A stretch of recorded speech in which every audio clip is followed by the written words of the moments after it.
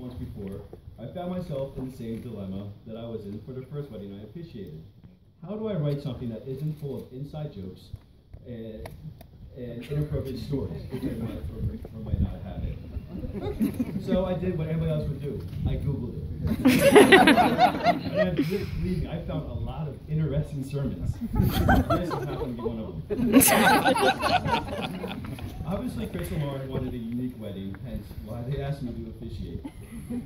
And I can tell you now how honored I am to be standing up here in front of two of my best friends, surrounded and being judged by family and friends. So please do not take offense to anything I'm about to say. Everything has been approved by Chris, Lauren, and my wife, except for this part. Many individuals have become my best friends. I actually went to college with, however, I never really knew them at the University of Delaware. I met them by living in Manayunk through mutual friends. Lauren just happens to be one of those individuals.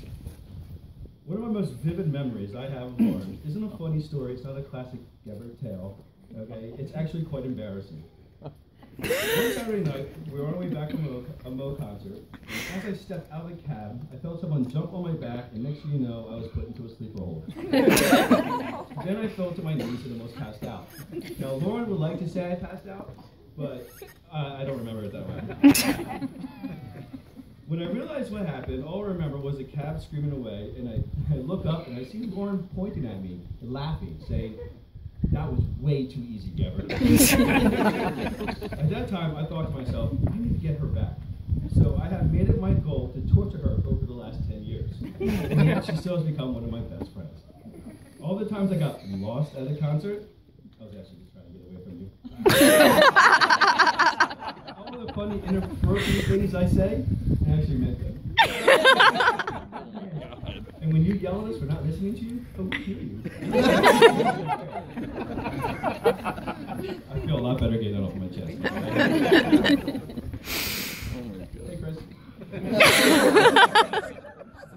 When I first met Chris, he was nothing like Lauren's previous boyfriends.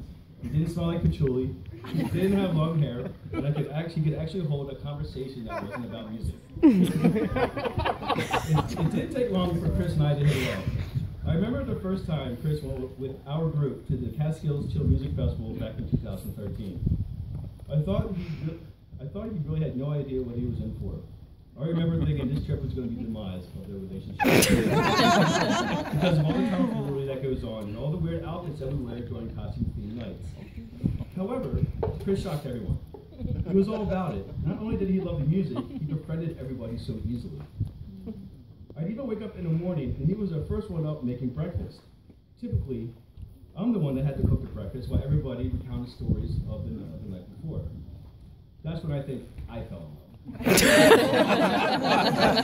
Not only did he get it, I also had a new cooking partner for the camp.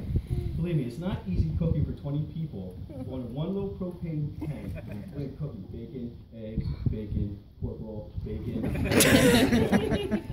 very happy. Chris is someone that is a perfect complement to Laura.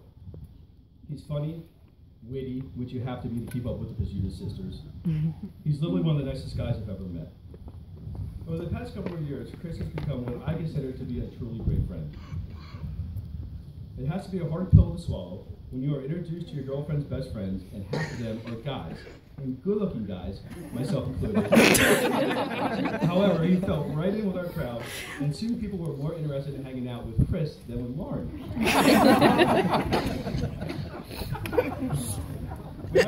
When I was talking to someone about a party or a concert that we're about to go to, and I know Lauren's going to be there, and I asked if Chris is going to be there, and they say no, I try.